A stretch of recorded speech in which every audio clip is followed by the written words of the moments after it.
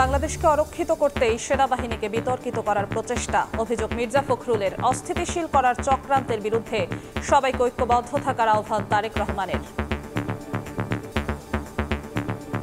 সুচতুরভাবে একটা নতুন চক্রান্ত শুরু হয়েছে, সেনাবাহিনীকে বিতর্কিত করা হচ্ছে।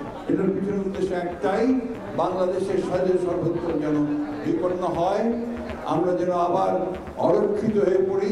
যে সকল বাংলাদেশের নাগরিক স্বৈরাচারকে বিদায় করার জন্য, নিজের গণতান্ত্রিক অধিকারকে প্রতিষ্ঠিত করার জন্য নিজের জীবনকে উৎসর্গ করেছেন, এই উৎসর্গ যেন সার্থক তার জন্য আমাদের সকলকে এক প্ল্যাটফর্মে এসে কাজ করতে হবে।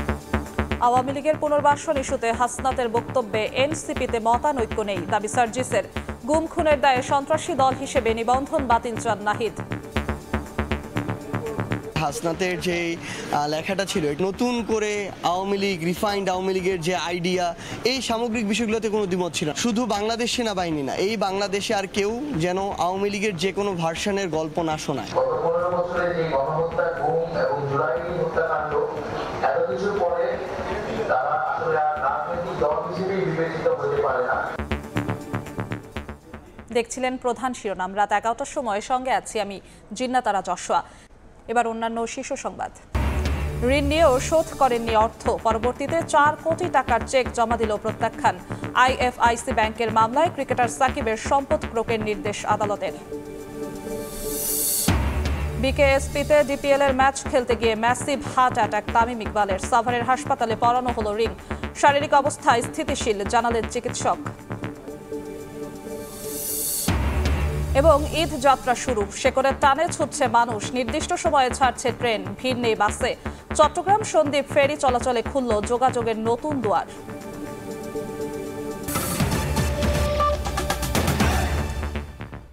দেশকে অরক্ষিত করতেই সেনাবাহিনীকে বিতর্কিত করার প্রচেষ্টা চলছে বলে অভিযোগ করেছেন বিএনপির শীর্ষ নেতারা। সন্ধ্যায় রাজধানীর ইস্কাটনে ইফতার মাহফিলে তারা বলেন, সেনাবাহিনীকে জনগণের মুখোমুখি দাঁড় করানোর অপচেষ্টা হচ্ছে, দেশের কোথাও কিছু একটা করার চেষ্টা চলছে। এসব চক্রান্ত, ষড়যন্ত্র ঐক্যবদ্ধভাবে মোকাবিলার আহ্বান জানান বিএনপি নেতারা। আমাদের আজকের এই আমন্ত্রণে উপস্থিত হয়েছেন। সাংবাদিকদের সম্মানে রাজধানীর ইস্কাটনে লেডিস ক্লাবে ইফতারের আয়োজন করে বিএনপির মিডিয়া সেল। এতে অংশ নেন দলের মহাসচিব সহ সিনিয়র নেতারা। লন্ডন থেকে ভার্চুয়ালি যোগ দেন ভারপ্রাপ্ত চেয়ারম্যান তারেক রহমান। ইফতার মাহফিলে মির্জা আব্বাস বলেন, দেশের অস্তিত্ব নিয়ে ষড়যন্ত্র চলছে, এতে দেশ বিদেশের একাধিক চক্র জড়িত। 5 তারিখের আগে যে পরিস্থিতি আমাদের ছিল, তার 5 তারিখ পর্যন্ত আমাদের যে পরিস্থিতি ছিল, সেই পরিস্থিতি আমাদের দেশে অবস্থান ঠিক রাখতে হবে। তা যদি না হয়, এই দেশের কিন্তু অস্তিত্ব বিলীন হয়ে যাবে। এই দেশের অস্তিত্বকে নষ্ট করার জন্য দেশে এবং বিদেশে বহু চক্র কাজ করছে। মির্জা ফখরুল বলেন, বাংলাদেশকে অরক্ষিত করতেই সেনাবাহিনীকে সুচতুরভাবে নিশানা করা হয়েছে। বাংলাদেশের স্বাধীন সর্বত্র যেন বিপন্ন হয়, আমরা যেন আবার অরক্ষিত হয়ে পড়ি। আমাদের সেই দেশপ্রেমিক সেনাবাহিনী যারা দেশের প্রতিটি গুরুত্বপূর্ণ মুহূর্তে জাতির পাশে এসে দাঁড়িয়েছে, তাদেরকে আজকে আবার বিতর্কিত করার একটা হীন প্রচেষ্টা শুরু হয়েছে। তারেক রহমান বলেন, সেনাবাহিনী ও জনগণকে মুখোমুখি দাঁড় করানোর ষড়যন্ত্র চলছে। ষড়যন্ত্র রুখে দিতে সবাইকে ঐক্যবদ্ধ হওয়ার আহ্বান জানান তিনি। এই মুহূর্তে আমরা দেখতে পাচ্ছি বাংলাদেশের যে সার্বভৌমত্ব প্রতিষ্ঠান থেকে আমরা সাধারণত দ্বিতীয় থেকে একটা বাংলাদেশ সেনাবাহিনী, সেই সেনাবাহিনীকে আমরা দেখেছি বিতর্কিত করার চেষ্টা করা হচ্ছে, জনগণের মুখোমুখি করানোর চেষ্টা করা হচ্ছে। এটি পিছনে নিশ্চয়ই কোনো ষড়যন্ত্র আছে, কোথাও কিছু একটা কেউ হয়তো করার চেষ্টা করছে। যে সকল বাংলাদেশের নাগরিক স্বৈরাচারকে বিদায় করার জন্য, নিজের গণতান্ত্রিক অধিকারকে প্রতিষ্ঠিত করার জন্য নিজের জীবনকে উৎসর্গ করেছেন, এই উৎসর্গ যেন সার্থক তার জন্য আমাদের সকলকে এক প্ল্যাটফর্মে এসে কাজ করতে হবে। এদিকে বাংলাদেশ মেডিকেল বিশ্ববিদ্যালয়ে ঢাকাস্থ চট্টগ্রাম মেডিকেল কলেজে জাতীয়তাবাদী চিকিৎসকদের ইফতারে যোগ দেন আমির খসরু মাহমুদ চৌধুরী। বলেন, নির্বাচন বানচালের চেষ্টা করছে একটি চক্র। হাসিনা এক পথে গণতন্ত্র ধ্বংস করেছে, এখন আরেকটা শক্তি ভিন্ন পথে, ভিন্ন চিন্তায় আগামী দিনের নির্বাচনকে বানচাল করার চেষ্টা করছে। এ সময় নির্বাচন বাধাগ্রস্তকারীরা গণতন্ত্রের শত্রুতে পরিণত হবে বলে সতর্ক করেন আমির খসরু। হাসান ওয়ালি, সময় সংবাদ, ঢাকা। দেশে বহু দলীয় গণতন্ত্র প্রতিষ্ঠায় কোনো ফ্যাসিস্ট দল যেন রাজনীতি করার সুযোগ না পায় সে বিষয়ে অন্তর্বর্তী সরকারকে সতর্ক থাকার আহ্বান জানালো এনসিপি। গুম খুনের দায়ে আওয়ামী লীগকে সন্ত্রাসী দল হিসেবে চিহ্নিত করে নিবন্ধন বাতিলের দাবি জানান নাহিদ ইসলাম। আওয়ামী লীগকে যারা পুনর্বাসিত করতে চায় তাদের রুখে দেওয়ার হুঁশিয়ারি দিয়েছেন হাসনাত আব্দুল্লাহ। সোমবার সারা দেশে বিভিন্ন কর্মসূচিতে এমন দাবি জানিয়েছেন এনসিপির শীর্ষ নেতারা। জুলাই আগস্টে গণ অভ্যুত্থানের মধ্য দিয়ে ১.৫ দশকের বেশি সময় ধরে ফ্যাসিজম কায়েম করা আওয়ামী লীগকে উৎখাত করে ছাত্র জনতা। গত ১৫ বছরে গুম খুনের দায়ে আওয়ামী লীগকে সন্ত্রাসী দল হিসেবে চিহ্নিত করে নিবন্ধন বাতিলের দাবি জানান এনসিপির আহ্বায়ক নাহিদ ইসলাম। গত 15 বছরে যে গণহত্যা, গুম এবং জুলাই হত্যাকাণ্ড, এত কিছুর পরে তারা আসলে আর রাজনৈতিক দল হিসেবে বিবেচিত হতে পারে না, বরং সরকারের উচিত, এবং আমরা সেই দাবি জানাচ্ছি যে আওয়ামী লীগকে সন্ত্রাসী সংগঠন হিসেবে ঘোষণা করতে হবে এবং আওয়ামী লীগের নিবন্ধন বাতিল করতে হবে। বাংলাদেশ এখন একটি দেশে বহুদলীয় গণতন্ত্র প্রতিষ্ঠায় কোনো ফ্যাসিস্ট দল যেন রাজনীতি করার সুযোগ না পায় সে বিষয়ে অন্তর্বর্তী সরকারকে সতর্ক থাকার আহ্বান জানান এনসিপির সদস্য সচিব আক্তার হোসেন। আওয়ামী লীগকে যারা পুনর্বাসিত করতে চায় তাদের ফ্যাসিজম বিরোধী শক্তির শত্রু হিসেবে উল্লেখ করে রুখে দেওয়ার হুঁশিয়ারি দলটির দক্ষিণাঞ্চলের মুখ্য সংগঠক হাসনাত আব্দুল্লাহর। বহুদলীয় গণতন্ত্রে যেন কোনোভাবেই কোনো ফ্যাসিস্ট শক্তি তাদের অংশগ্রহণ করতে না পারে, এই কারণে বিচারিক যে প্রসেসের মধ্য দিয়ে যাওয়া দরকার, অন্তর্বর্তীকালীন সরকার সেই প্রসেস মেনটেন করবে। যারা ফ্যাসিস্ট আওয়ামী লীগকে কোনোভাবে পুনর্বাসন করতে চাইবে, যারা ভালো আওয়ামী লীগ এবং খারাপ আওয়ামী লীগের যে বয়ান এখন মার্কেটে আনতে চাচ্ছেন, আমাদের শত্রু জ্ঞান আমরা তাকেই করব যারা আওয়ামী লীগকে বন্ধু জ্ঞান করবে। এদিকে আওয়ামী লীগকে পুনর্বাসন ইস্যুতে হাসনাতের বক্তব্যের সঙ্গে এনসিপির মতানৈক্য নেই বলে দাবি করেন দলটির উত্তরাঞ্চল বিষয়ক সমন্বয়ক সার্জিস আলম। হাসনাতের যে লেখাটা ছিল এটার সাথে কিন্তু আমার কিছু পারসেপশনে রিসিভ করার ক্ষেত্রে দ্বিমত ছিল, তার পুরো বক্তব্যের সাথে বক্তব্য লাইনগুলোর সাথে কিন্তু কোথাও দ্বিমত ছিল না। নতুন করে আওয়ামী লীগ, রিফাইন্ড আওয়ামী লীগের যে আইডিয়া, এই সামগ্রিক বিষয়গুলোতে কোনো দ্বিমত ছিল না। বাংলাদেশ সেনাবাহিনীর প্রতি আমাদের যে রেসপেক্টের জায়গাটা আছে সেটা প্রতিষ্ঠান হিসেবে তারা ধরে রাখবে। বাংলাদেশের অভ্যন্তরীণ যে রাজনীতি, এই রাজনীতিতে তাদের যে আমরা কখনোই তাদের কোনো হস্তক্ষেপ প্রত্যাশা করব না। কূটনীতিকদের নিয়ে আয়োজিত ইফতার মাহফিলে এনসিপিকে শুধু একটি নতুন রাজনৈতিক দল নয়, বাংলাদেশের নতুন রাজনৈতিক বন্দোবস্তের সূচনা হিসেবে দেখার আহ্বান জানান দলের আহ্বায়ক Nahid Islam. We ask you to see us not simply as a new party but as the beginning of a new political culture. Jumman Sadiq, জ্যাভলিন, সময় সংবাদ, ঢাকা। দেশের আইন শৃঙ্খলা পরিস্থিতি স্থিতিশীল। ঈদের ছুটিতেও সারা দেশে নিরাপত্তা নিয়ে বিঘ্ন ঘটবে না। বিকেলে সচিবালয়ের স্বরাষ্ট্র সচিব আরও বলেন, যে কোনো সময় জরুরি অবস্থা জারি নিয়ে সামাজিক যোগাযোগ মাধ্যমে গুজব ছড়ানো হচ্ছে। আওয়ামী লীগকে পুনর্বাসনের চাপ দেয়া নিয়ে সেনাবাহিনীকে জড়িয়ে বিস্ফোরক সব অভিযোগ সামনে এনেছেন জাতীয় নাগরিক পার্টি এনসিপি নেতারা। এ নিয়ে উত্তপ্ত রাজনীতি, সামাজিক যোগাযোগ মাধ্যমেও ছড়িয়ে পড়েছে জরুরি অবস্থা জারি সহ নানা ধরনের গুঞ্জন।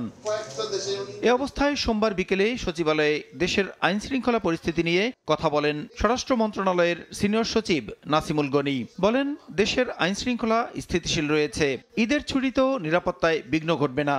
জরুরি অবস্থা জারি নিয়ে গুজব ছড়ানো হচ্ছে। মেয়ার গসিপস আলাপ আলোচনা হচ্ছে, কিন্তু একজনের কথা বলছে, এর সম্বন্ধে আমার কোনো কমেন্ট নেই। আমরা ভিজিলেন্সি একটুও কমাই নাই, শুধু নর্মাল যে পেট্রোলিং হচ্ছে পুলিশের তা না, প্রতি রাত্রে 2 জন অফিসার ঢাকা শহরের প্রত্যেকটা পেট্রোলিং কদ্দূর হচ্ছে না হচ্ছে সেটা সরাসরি তারা যাচ্ছেন। এদিকে সমুদ্র পথে অবৈধভাবে অস্ট্রেলিয়ায় পাড়ি জমানো বাংলাদেশিদের ফিরিয়ে আনার প্রক্রিয়া নিয়ে সচিবালয়ে বৈঠক করেছে দুদেশ।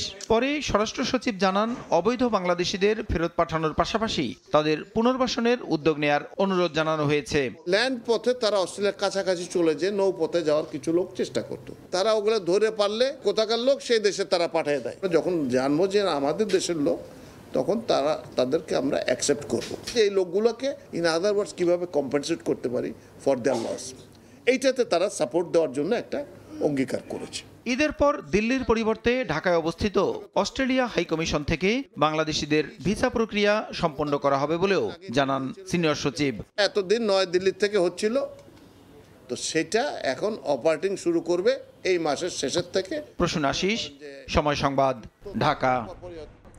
চেক ডিসঅনারের মামলায় ক্রিকেটার সাকিব আল হাসানের সম্পত্তি ক্রোকের নির্দেশ দিয়েছেন ঢাকার সিএমএম আদালত। আইএফআইসি ব্যাংকের প্রায় 4 কোটি 15 লাখ টাকা প্রতারণার মামলায় এই আদেশ দেন বিচারক।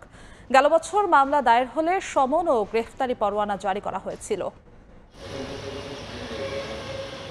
বর্ণাঢ্য ক্রীড়া জীবনের মধ্য দিয়ে ৩৮তম বসন্তে পা রাখলেন সাকিব আল হাসান, কিন্তু জন্মদিনে আদালত থেকে সম্পত্তি ক্রোকের আদেশ পেলেন তিনি। এর আগে সমন জারি, পরে গ্রেফতারি পরোয়ানা, কোনো কিছুতেই আদালতে দেখা মেলেনি ক্রিকেটার সাকিব আল হাসানের।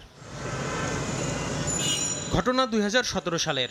আইএফআইসি ব্যাংক থেকে 1.5 কোটি টাকা ঋণ নেয় সাকিব আল হাসান অ্যাগ্রো ফার্ম, কিন্তু নির্ধারিত সময়ে ঋণ পরিশোধ না করায় ব্যাংক থেকে একাধিকবার চিঠি পাঠানো হয়। পরে ব্যাংকে 2024 সালের 4 সেপ্টেম্বর সুদে আসলে 4 কোটি 14 লাখ টাকার 2টি চেক দেয় প্রতিষ্ঠানটি, কিন্তু অ্যাগ্রো ফার্মের ব্যাংক হিসাবে পর্যাপ্ত টাকা না থাকায় চেক প্রত্যাখ্যান করা হয়। এতে টাকা পরিশোধের জন্য লিগ্যাল নোটিশ পাঠালেও আর সদুত্তর পায়নি আইএফআইসি ব্যাংক।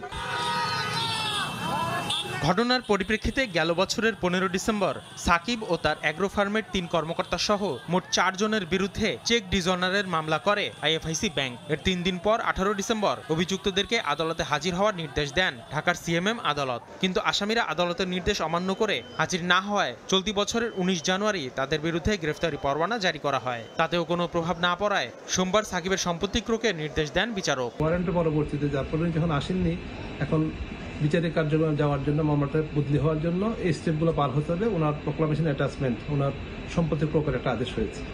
সম্পত্তি বলতে স্থাবর সম্পত্তি বোঝায় বেসিক্যালি ক্রোকের জন্য। স্থাবর সম্পত্তির মধ্যে যা যা থাকবে সবই হবে। ও এখনো অর্ডার তো হাতে পাইনি বলতে এখনো লিখিত অর্ডার বের হয় নাই আর কি, যার কারণে আপনাকে এক্স্যাক্টলি ওই ওয়ার্ডটা বলা যাচ্ছে না। সাকিবের পাশাপাশি মামলার অন্য 2 আসামি কাজী শাহগীর হোসেন ও এমডি ইমদাদুল হক জামিনে মুক্ত আছেন এবং তৃতীয় আসামি মালেকা বেগম মারা গেছেন। আসিফ মোহাম্মদ সিয়াম, সময় সংবাদ, ঢাকা। এবার বাণিজ্যের সংবাদ।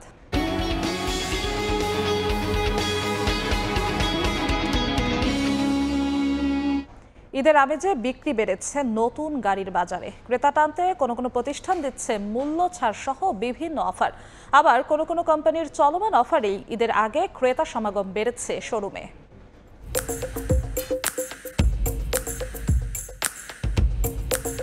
কেনার আগে নানাভাবে দেখে নেওয়া হচ্ছে পছন্দের গাড়ি। কেউ আবার কেনার পরিকল্পনা পাকা করার আগে দেখে যাচ্ছেন শোরুম ঘুরে। বাজার তথ্য, গেল 2 বছর ধরে নতুন গাড়ির দিকে ঝুঁকছেন ক্রেতা, কারণ ডলারের দাম বেড়ে যাওয়ার পর থেকে প্রায় কাছাকাছি দামে বিক্রি হচ্ছে রিকন্ডিশন ও ব্র্যান্ড নিউ কার।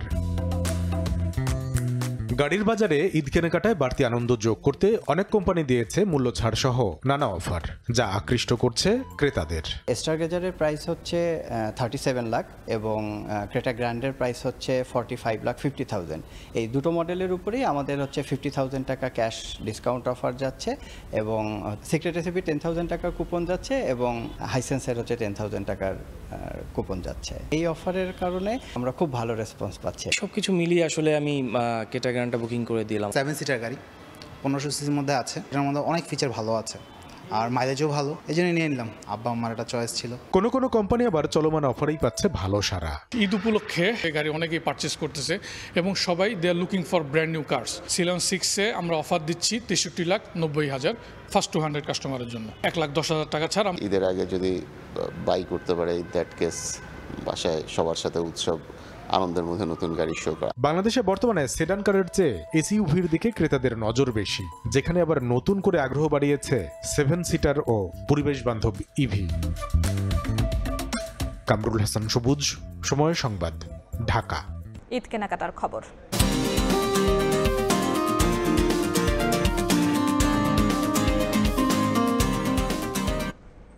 ছুটিতে যাওয়ার আগে শেষ সময়ে ঈদের কেনাকাটায় ব্যস্ত সময় পার করছেন ক্রেতারা।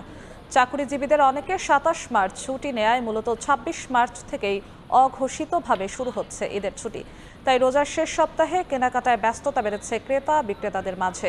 রাজধানীর বিভিন্ন শপিং মল ঘুরে দেখা যায় ব্যস্ততা থাকায় শেষ সময় এসে কেনাকাটা করছেন অনেকেই। তবে সাপ্তাহিক কর্মদিবস হওয়ায় এদিন দুপুর পর্যন্ত কাপড়ের দোকানগুলোতে ক্রেতাদের তেমন চাপ দেখা যায়নি। অবশ্য কিছুটা ভিন্ন চিত্র জুতোর দোকানে। যাদের পোশাক কেনা শেষ তারা এখন রং মিলিয়ে কিনছেন জুতো।